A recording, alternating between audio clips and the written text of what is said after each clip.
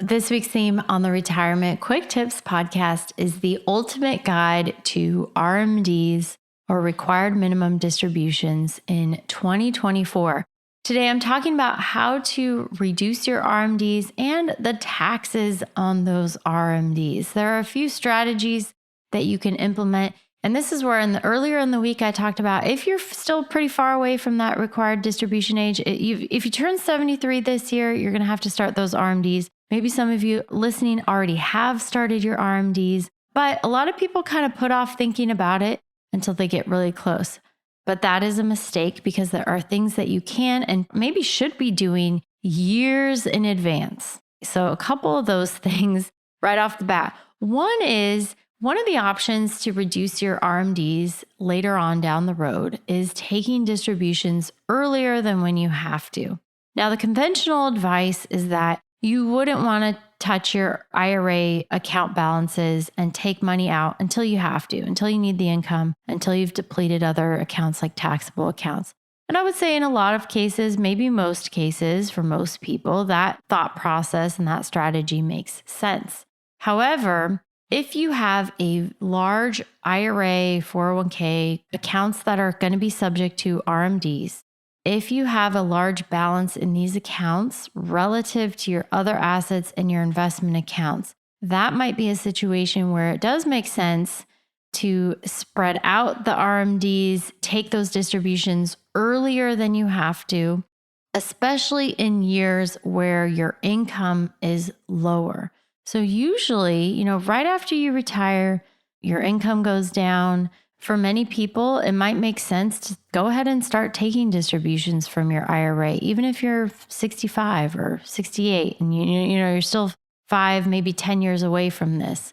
The risk of not spreading out these distributions is that when you do get to your RMD age, again, if you have a large IRA balance or account balance of accounts that are subject to RMDs relative to your other assets, you might be in for a big tax surprise that you're not going to like. A lot of times people will get bumped into higher tax brackets when you start your RMDs. So it's something that you want to talk with your tax advisor about, and it does require some analysis here. And the best person to help you with this is a CPA, a tax advisor, because it is a personalized decision. There is no one size fits all advice. And also, what you do could vary from year to year. So if you have a larger IRA, you're going to have large RMDs, then a competent tax advisor and spending a little bit of money every year to meet with them and do some tax planning is oftentimes well worth it, like worth its weight in gold, because that planning in advance,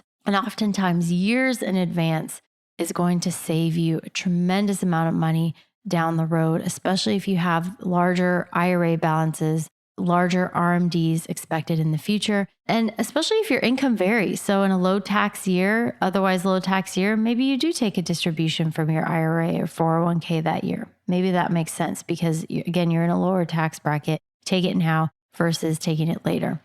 So again, this is really personalized and something you want to talk to a competent and experienced tax advisor about, because they're really the best person to advise you. Another strategy that requires many times years of advanced planning and implementation before you reach that RMD age are Roth conversions. The earlier you start these, you can spread out the taxes. You pay taxes on any amount that you convert to a Roth in that year. But guess what? That money gets moved out of your traditional IRA, out of your 401k, and into a Roth. And so any dollars that get converted to those Roth IRAs are not going to be subject to RMDs later on.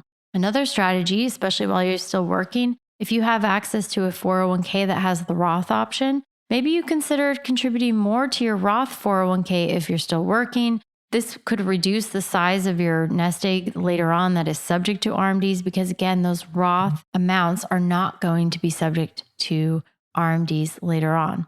And again, this becomes, I think, even more important if your pre-tax or IRA 401k balances that are subject to RMDs, if that amount is already significant and an outsized portion of your total assets, if that's a big chunk of money relative to your other assets and investment accounts, it makes even more sense to divert more funds into the Roth 401k or Roth IRA if you're able to do that.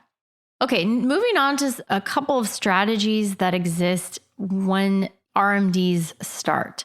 One, and a pretty popular one and a huge tax saver, is called QCDs, Qualified Charitable Distributions. I've talked about this on the podcast. It's a great strategy for keeping your tax bill lower and contributing money to charity. It works really well if you don't need the money for income from your IRA distribution. Your RMD age, you have to take a certain distribution out. Guess what? Up to a certain limit, pretty high. I think it's over 100,000. Every year, you could divert whatever RMDs you would have otherwise had to take out and pay taxes on. You could contribute that to a charity instead. Maybe you're a church, charity, whatever. It can't be your brother, charity of your brother or your son or your sister, or, whoever. It has to be a legitimate charitable contribution. But if you do it and you do it the right way, guess what? You don't pay any taxes on those RMDs because it all went to charity. So it's absolutely brilliant for reducing your taxes. And it's one of the few strategies that exists after those RMDs start if you didn't do any advanced planning prior to that. Another one that I'm just going to touch on briefly because it is complicated and you definitely need to talk to a tax advisor about net unrealized appreciation, also known as NUA.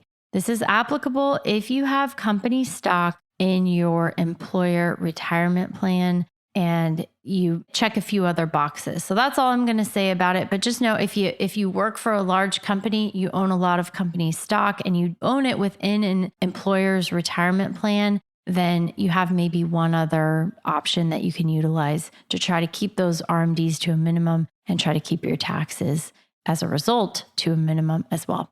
All right, that's it for today. Thank you so much for listening. My name is Ashley Michike, and this is the Retirement Quick Tips Podcast.